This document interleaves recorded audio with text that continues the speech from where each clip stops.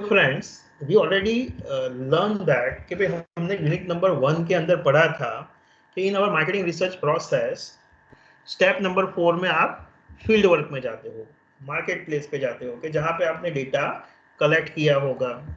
Now step number 5 will be your data analysis. तो आप data analysis करोगे, उससे पहले आपको क्या करना होगा? डेटा प्रिपेयर करना होगा कि भाई आपने मार्केट में जाके डेटा तो कलेक्ट कर लिया है, बट अभी वो डेटा को मेरे को क्या है, एनालिसिस के लिए प्रिपेयर करना है. तो for preparing the data for the analysis I need to follow the various steps कि भाई ये सारे जो स्टेप्स है वो मेरे को फॉलो करने होंगे so that I can prepare it for the purpose of data analysis. कि भाई आपका जो एनालिसिस होगा तो वो एनालिसिस आप कैसे करोगे कि भाई कोई कंप्यूटर के माध्यम से करने वाले हो, पर्टिकुलर सॉफ्टवेयर के माध्यम से करने वाले हो. तो आपका कंप्यूटर जो है, आपका सॉफ्टवेयर जो है, वो कौन सी लैंग्वेज समझता है? तो कि भाई वो न्यूमेरिकल लैंग्वेज समझता है. आपने जो क्वेश्चनर बनाया है तो वो क्या है? तो कि भाई वो नॉन न्यूमेरिक है, वर्ड्स में सब कुछ लिखा हुआ है. तो you need to convert it. आपको आपका जो डेटा है तो वो डेटा को प्रिपेयर करके कन्वर्ट करके कंप्यूटर जो लैंग्वेज में समझ सके, सॉफ्टवेयर जो लैंग्वेज में समझ सके, तो उस हिसाब से उसको प्रिपेयर करना है सो दैट कि भाई आप आगे के जो स्टेप्स है डेटा एनालिसिस वो आप कंडक्ट कर पाओ. उसके बेसिस पे रिपोर्ट प्रिपरेशन जो स्टेप्स है आपका लास्ट स्टेप्स, तो वो आप फॉलो कर पाओ. तो आपको डेटा को एनालाइज करना है, बट एनालिसिस करने के लिए आपको क्या करना होगा? डेटा को प्रिपेयर करना होगा. तो एक बार आप मार्केट में फील्ड में से डेटा कलेक्ट करके आए, उसके बाद ये सारे स्टेप्स जो है वो आप फॉलो करोगे so that you can prepare the data for analysis. Now which are the steps कि भाई कौन कौन से स्टेप्स फॉलो करेंगे?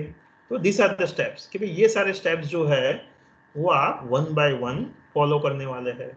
सो let me just go in detail and try to understand कि भाई हर एक स्टेप्स के अंदर हमें क्या करना है. तो the first step is questionnaire checking कि भाई आप मार्केट में से जब क्वेश्चनर्स फील्ड करके वापस आए हो तो now you are going to check, you are scrutinize each and every questions कि भाई आप हर एक क्वेश्चंस को रैंडमली और मैन्युअली वन बाय वन सभी क्वेश्चंस को चेक करोगे so that you can able to identify कि भाई सभी क्वेश्चनर्स है वो सही है या नहीं है.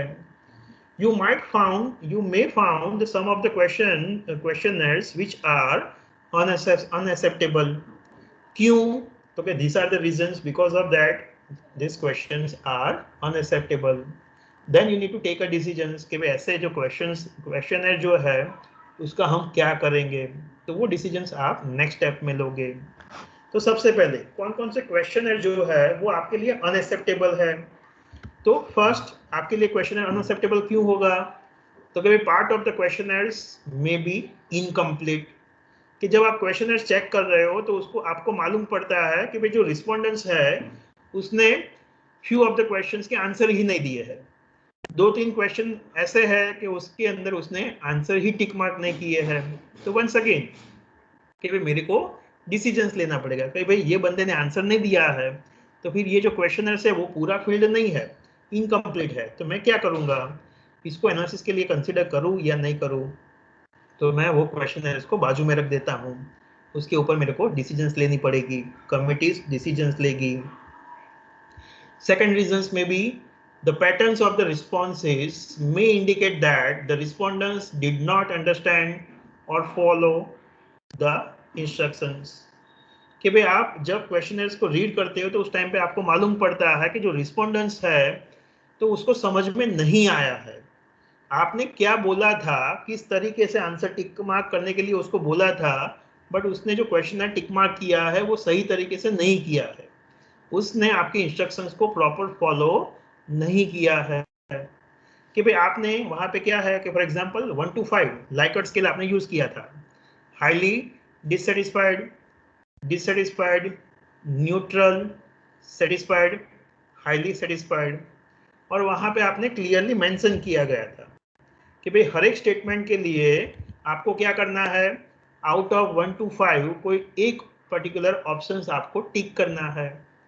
बट वो बंदे ने वो स्टेटमेंट्स के अंदर सेटिस्फाई भी टिक किया है, अनसेटिस्फाइड भी टिक किया है, then once again you are under the ambiguity कि भाई ये बंदा क्या कहना चाहता है, वो सेटिस्फाइड है या डिससेटिस्फाइड है, वो आपको समझ में नहीं आ रहा है। तो ऐसा क्वेश्चन है, इसको मैं क्या करूंगा, तो मेरे को डिसीजंस लेना पड़ेगा। The response is shows the little variance कि भाई जो रिस्पॉन्स है उसके अंदर वेरियंस आ रहा है, डिफरेंस आ रहा है, कॉन्ट्राडिक्ट हो रहा है कि बंदे ने जो स्टेटमेंट्स दिया है, आंसर्स दिया है, तो उसके आंसर्स ही एक दूसरे से कॉन्ट्राडिक्ट हो रहा है। तो वंस अगेन कि भाई आपको पता चलेगा कि भाई आप जब क्वेश्चन को रीड करोगे तो आपको समझ में आएगा कि भाई उसके आंसर्स के अंदर वेरिएंस है, डिफरेंस है, कॉन्ट्राडिक्ट हो रहा है। कि भाई एक टाइम पे उसने बोला है कि भाई कि भाई उसकी इनकम, तो इनकम पे टाइम पे उसने बोला है कि भाई लेस देन 10,000 या 20,000 कि भाई उसका हर महीने का सैलरी जो है वो 10,000 के आसपास है। दूसरी तरफ उसने कोई एक क्वेश्चंस के अंदर लिखा हुआ है कि भाई आप रेस्टोरेंट्स या पर्टिकुलर मॉल के अंदर परचेज करने के लिए या रिसोर्ट के लिए कितनी बार जाते हो एक महीने के अंदर, मूवी देखने के लिए कितनी बार जाते हो, तो वहां पे वो लिखता है मोर देन 20 टाइम्स। तो एक तरफ उसकी इनकम कम है, दूसरी तरफ वो बोल रहा है कि मोर देन 20 टाइम्स वो मूवी देखने के लिए, खाना खाने के लिए बाहर जाता है। तो वंस अगेन ये क्या दिख रहा है, कॉन्ट्राडिक्ट स्टेटमेंट दिख रही है। उसने जो आंसर्स दिया है वो ही एक दूसरे को कॉन्ट्राडिक्ट कर रहे हैं। एक क्वेश्चन में उसने लिखा है कि भाई ही और see do not drink the Coca Cola, कि भाई वो कोका कोला ड्रिंक नहीं करता है, और दूसरे क्वेश्चंस में लिखा है कि yes he like the Coca Cola. तो वो कोका कोला ड्रिंक ही नहीं करता है तो वो लाइक डिसलाइक कैसे करेगा। तो इन दैट वे आप क्वेश्चन को रीड करोगे तो आपको समझ में आएगा कि भाई वेरिएंस है या नहीं है, कॉन्ट्राडिक्ट हो रहा है कि नहीं हो रहा है। Then you will found that one or more pages are missing कि भाई आपका जो क्वेश्चन होगा वो आपने क्या किया होगा, प्रिंटिंग वाले को दिया होगा, प्रिंटिंग वाले ने वो प्रिंट किया होगा और पर्टिकुलर स्टेपल करके आपको दे दिया होगा, आपने अपने फील्ड फोर्स को दिया होगा, वो लोग मार्केट में गए होंगे। तो मे बी पॉसिबल्स कि भाई प्रिंटिंग की एरर हुई होगी, वहाँ पे पेज रखना वो बंदा भूल गया होगा। तो in some of the question you found कि भाई पूरा का पूरा पेज ही नहीं है, उसके अंदर हाफ ही क्वेश्चनर है, एंड बिकॉज ऑफ दैट वो बंदे ने हाफ क्वेश्चन फिलअप किया है। तो once again you need to take a decisions कि भाई ऐसे क्वेश्चन है इसका क्या करना है। The question is answered by someone else who does not qualify for the participations। कि भाई क्वेश्चन जो था, सैंपल यूनिट आपका जो था कि भाई आपको किससे सर्वे करवाना था, किससे इंफॉर्मेशन चाहिए थी, कि फॉर एग्जांपल हस्बैंड से, कि जो बंदा पैसा स्पेंड करने वाला है, कि जो पैसा देने वाला है उसका आपको सर्वे करना था। बट आपने, आपके जो फील्ड फोर्स ने क्या किया, वो हाउस होल्ड पे जाके वो वाइफ से क्वेश्चनर फिलअप करवा दिया instead of husbands.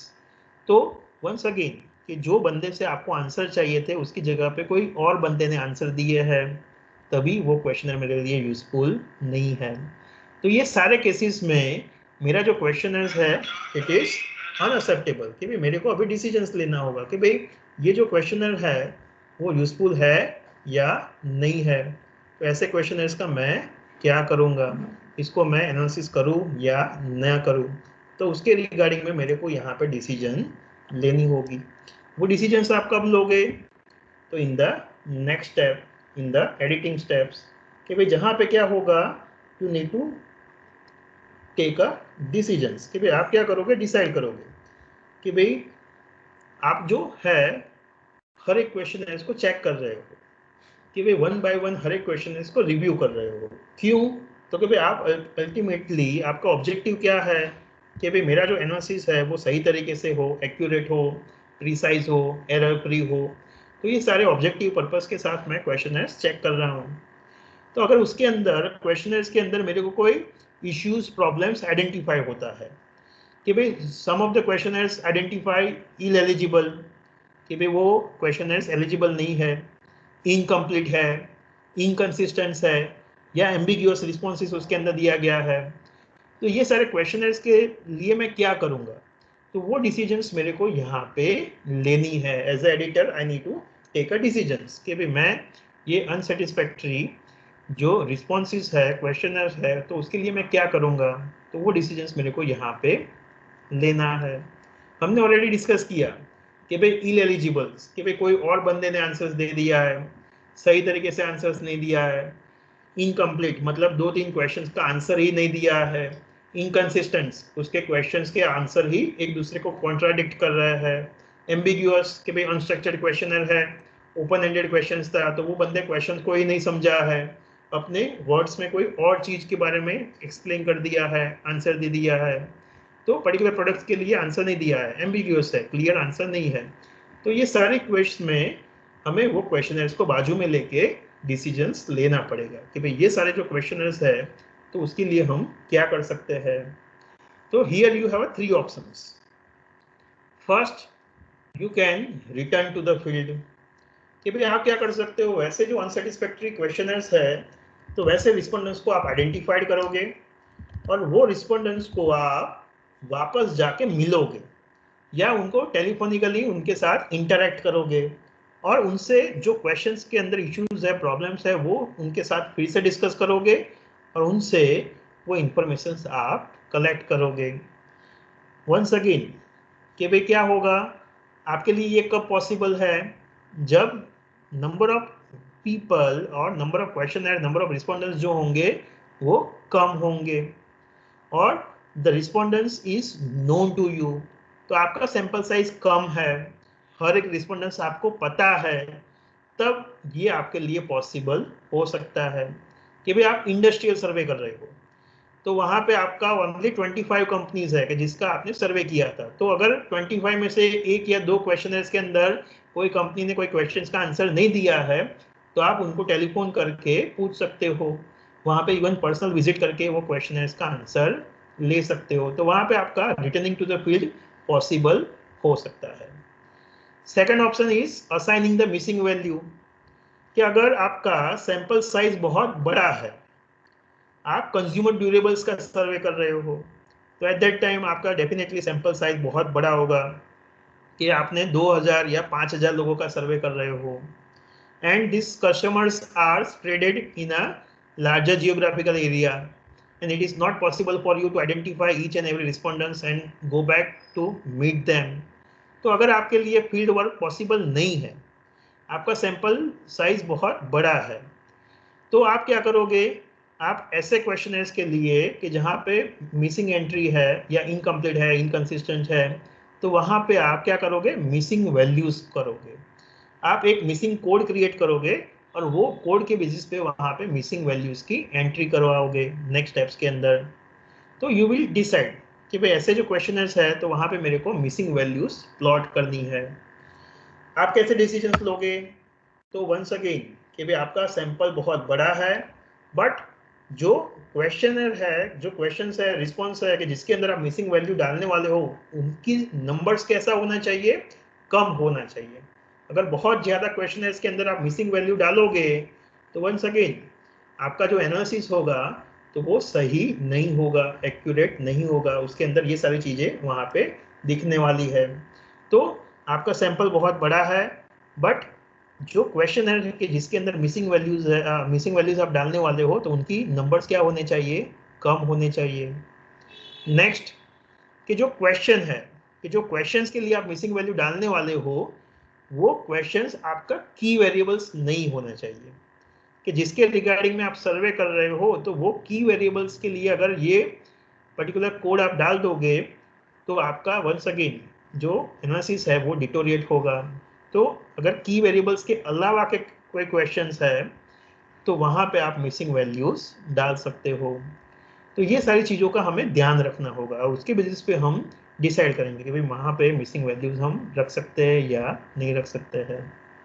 The third option which we have is discarding the questionnaire, कि जो ये अनसेटिस्फैक्टरी क्वेश्चनर्स है कि जहाँ पे आप क्या है, फील्ड में भी नहीं जा सकते, मिसिंग वैल्यूज भी नहीं रख सकते, तो आपके पास क्या ऑप्शन बचा, ऐसे क्वेश्चनर्स को आप निकाल दो, डिस्कार्ड कर दो, मतलब फाड़ के फेंक दो, आपको वो सारे क्वेश्चनर्स एनालिसिस में नहीं लेने हैं, उसको आप कंसिडर्ड नहीं करोगे। वंस अगेन कि भाई हमें ध्यान रखना होगा क्या, तो कि भाई जो नंबर्स है कि जिसको आप क्वेश्चनर्स को निकाल देने वाले हो तो ये क्वेश्चनर्स के नंबर कैसे होने चाहिए, कम होने चाहिए। क्यों, तो कि भाई आपने बहुत सारा पैसा स्पेंड किया है, बहुत सारा टाइम स्पेंड किया है डेटा कलेक्शंस में, तो बहुत कम ऐसे क्वेश्चनर्स है कि जिसको हमें डिस्कार्ड करना पड़ रहा है, then it is well and good. बहुत कम नंबर्स में है तभी आप उसको डिस्कार्ड करोगे। सेकंड, कि जो क्वेश्चंस आपके लिए क्रिटिकल है, इंपॉर्टेंट है, और वही क्वेश्चंस में वो बंदे ने आंसर नहीं दिया है, तो वहां पे आप मिसिंग वैल्यू भी नहीं रख सकते हो। तो डेफिनेटली आपको क्या करना होगा, वो क्वेश्चनर्स को डिस्कार्ड करना होगा। क्यों? तो कभी आप अपने एनालिसिस को डिटोरिएट नहीं करना चाहते, और ये की इंपॉर्टेंट वेरिएबल्स है, पर उसने आंसर नहीं दिया है, उसके पास में वापस भी नहीं जा सकता, तो मैं वो क्वेश्चनर्स को निकाल दूंगा।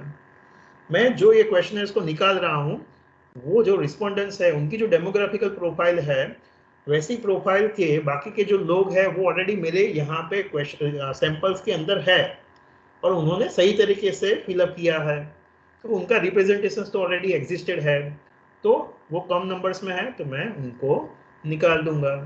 तो इस हिसाब से मेरे को सर्टेन चीज़ों को देखना पड़ेगा, और उसके बेसिस पे डिसाइड करना पड़ेगा कि ऐसे टाइप्स के क्वेश्चंस को मैं रखूंगा या निकाल दूंगा।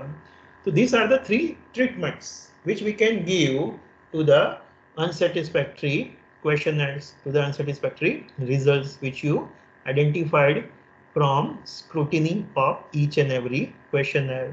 तो एडिटिंग के अंदर हम डिसीजंस लेने वाले हैं कि जो क्वेश्चनर सही तरीके से फील्ड नहीं है, तो उसके लिए हम क्या करेंगे, फील्ड में वापस जाएंगे, या मिसिंग वैल्यू डालेंगे, या वैसे टाइप्स के क्वेश्चनर्स को ही निकाल देंगे।